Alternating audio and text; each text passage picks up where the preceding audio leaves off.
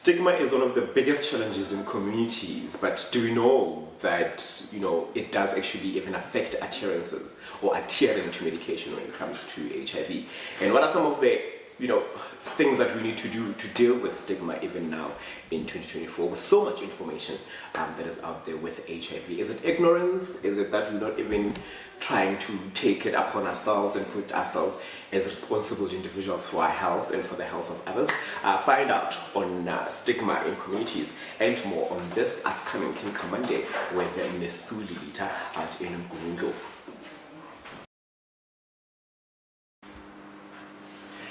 Clinical Monday, the best way to begin a healthy week. Good morning to you and happy Monday wherever you are tuning in to this episode of Clinical Monday. For our Pop in Chats, my name is Nkosi. I really appreciate your time. I really appreciate you spending your data, your Wi-Fi, and just 30 minutes out of your day tuning into this episode. Today, for this Monday, yes, live from I'm popping out in Pietermaritzburg, and like I said, we're coming to you live, so you'll be hearing a bit of a background noise here and there, but please bear with us. We are shining the spotlight on HIV stigma in communities, because I think stigma is one of the biggest hindrances, like I said in my intro. And helping us dissect this, it is our social worker out here at Orampopin, and they'll be helping us just to get this better. Their name is Mesuli Latha. And yeah, man, please make sure that you're part of the conversation by putting your comments on the comment section below, and also finding us on X. It is at @in_health with the hashtag Clinical Monday, and also on www.popin.org just to get the behind the scenes. Mesuli, good morning. Thank you so much for your time. Thank you so much for having me. Are you good? Yes. Don't worry, just a conversation.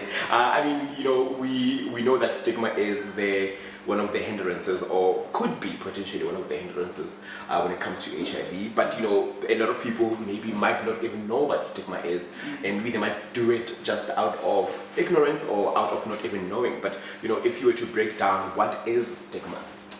A stigma is a negative attitude or unfair belief that a society or a group of people have about something. It could be a sexuality, it could be any disease. So when it's relating to HIV, it could be a social disapproval or discrimination towards people living with HIV. There is externalized stigma because it happens in our communities, it happens in societies.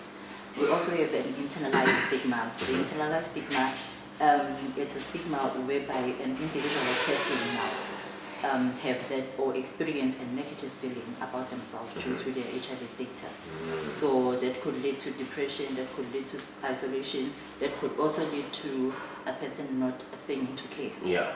So those types, so there's external that is largely, maybe perhaps even perpetuated by the community, and there is internal, that is the one that is dealing with like self. That is for, and it's quite interesting because we sometimes just throw these as like stigma, but we don't even can't even tell between internal and external stigma. Then how does stigma affect the progress? I think you touched on it when you were explaining it to us what it is, but how can it then affect the progress made in fighting HIV?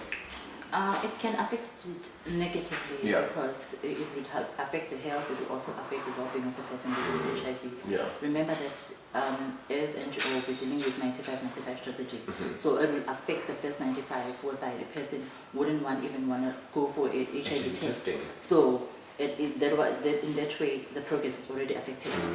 It will also affect the second 95, whereby the client does not want to remain into care. They don't remain into care, they don't want to be seen going to a clinic or a facility for their medication. It could also affect the last one, the viral suppression, because definitely if they're not taking their medication, suppression won't be there.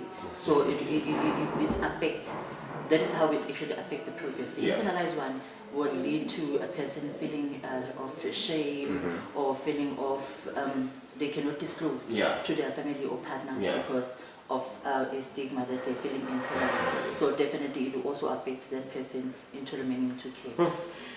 So stigma is it's a bad thing, and I don't think we want that, because I think there has been so many strides, and both from the NGO world and the public sector in terms of fighting HIV or managing even the spread of HIV. So I think, stigma, as it remains one of the biggest challenges, I think things needs to be done when it comes to that. So you spoke about internal stigma and external stigma, or rather external stigma and internal stigma. Does it mean that it exists? So on your day-to-day, I mean, you see clients almost every day. Does it there? Do you see it? Does it exist? It still exists. It still exists, unfortunately, because with the internal one, you will find there are people that don't want to be seen coming to a mobile, taking their medication. They don't want to be seen with a branded car coming there every month to give them medication. There are also those that don't want to be in a relationship with a positive person if they are negative. So it still exists. It's still there. And I mean, you can still be in a relationship with somebody who's HIV positive. I mean, there's you equals you and that. But we'll answer some of these questions as we continue. And I invite you at this point to be part of the conversation. Don't forget, on X we're at @n_health with the hashtag Clinical Monday, and also on Oram Pop In's Facebook page. It is at Oram Pop In, YouTube, TikTok, and then you can find us. We are literally everywhere. Don't forget that website, www.popin.org, to get yourself an opportunity to see what we are all about and what Pop In does. Just beyond Clinical Mondays, and I mean some great work or career opportunities even. Just make sure that you go to www.popin.org. But back to the conversation. So we know that stigma does exist both internally and externally. What kind of interventions? Because I think we have sort of we broke it down, and we know that it's a problem in Kenya. So then how can we address this, or what are some of the interventions that are there to address this stigma surrounding HIV? It's definitely educating people. We need to educate people about HIV. Although there is information about HIV is everywhere, but we still need to go to communities and educate people. We still need to or experience this internalized stigma. They need to come for counseling. The counseling session will definitely help them. Support groups as well, because remember, with support groups, you will feel comfortable talking about HIV. You're not alone. Yes. You also feel less stigmatized when you're around people. Yeah, I got you. Do you think it's ignorance? You just said HIV is literally everywhere. We talk about it. When you wake up, it's there. On the internet, pamphlets everywhere. NGOs, public sector, everywhere. It's there. So the information is there. Do you think it's ignorance that we are not taking the liberty to read, to know more about it? It could be ignorant. It could be ignorant because the information is there. It's there. People know. We're going to communities every day. We're talking about HIV. We're doing everything about HIV. But there is a lack of information somewhere, because if there is someone who says, I cannot be in a relationship with a negative person, with a positive person, then it shows that there is still a lack of information, because should say about you, because they don't know what the PrEP is there for a relationship whereby your partner is positive and negative. So So we definitely need to do as much education as possible. Do you think it's even there? I mean, not that it's, do you think it is there? Do you think that it's ignorance? I mean, how many years down the line of us even talking about HIV, what has been your experience? We invite your comments in that sense. So how do we then, assist clients who are dealing with stigma? So you touched on personal, on internal stigma, internalized stigma. How, before we deal with the external, how do we deal with it? Because I mean, let's be honest, Mesuli, when I found out that I'm HIV positive, it's not as easy as like, you just take your medication, you'll be fine. It's difficult. I definitely experienced the stigma. How do I deal with it, the internal stigma? We actually need to do a one-on-one session or counseling with the person, so that they will improve their attitudes towards HIV. They will improve, they will have a positive attitude towards HIV. Also assist the client to it was disclosure to a person that they trust, because once you have a support system, it makes it more easier for you to actually remain into care, take your medication as directed, and actually be comfortable with HIV. So it's definitely one-on-one sessions, and support groups as well. you need to even a coping skills. Yeah, I've got you. So then that's how we can actually even deal with stigma, because stigma then affects adherence, which brings me to my next question. Yes. It does affect adherence, because if you feel somewhat about this, your status, you like, what is this? I don't even want to take the medication. yes. Yeah. So it does affect adherence, more especially those people with high concern of stigma. So they are more likely to adhere than those with low concern of stigma.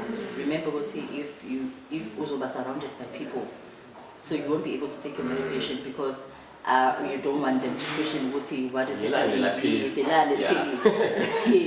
So it's definitely going to affect adherence. You won't experience an internalized stigma, they're more likely to adhere or be suppressed. And that could be a challenge. Yes. But how can we, participate in ending, or not even ending, maybe at least fighting stigma? Because if it's in our communities, it is much chance of it, continuing its high, because you are dealing with people who are just ignorant or who don't even want to let go of stigma because information is there. See. How do you participate in doing that? In fighting it. Remember that stigma is also rooted from lack of information. Yeah. So we definitely need to continue educating people. We need to do awareness campaigns and everything. We need to start in educating this is what is HIV and updating what new information, because remember information keeps on changing. So we need to update people if information happens with change as well. So definitely going to our communities and educating people. Awareness campaigns and all sorts of campaigns to make sure that we are fighting this stigma, and most definitely we will. In closing, just at the top of your head, how would you advise someone who is dealing with the stigma and is living with HIV, and especially if they are just newly diagnosed and they don't know what to do, how to go about it? Like what would be your advice? If you are actually feeling a stigma, or you feel come for support, support. Yeah. That's what I'll say. Come for support. There are a lot of NGOs and even us. We're providing psychosocial support. So you come for psychosocial support so that we'll find how do we deal with stigma as well. Yeah, I got you. Mesuli, thank you so much for your time. I really appreciate it. We've learned a thing or two from them. Stigma, we have to do something with it, and I hope wherever you are, you've gained some kind of knowledge when it comes to stigma. Amen. Communities, let's do better. Mesuli, thank you so much for your time. Thank you so much, V. Thanks for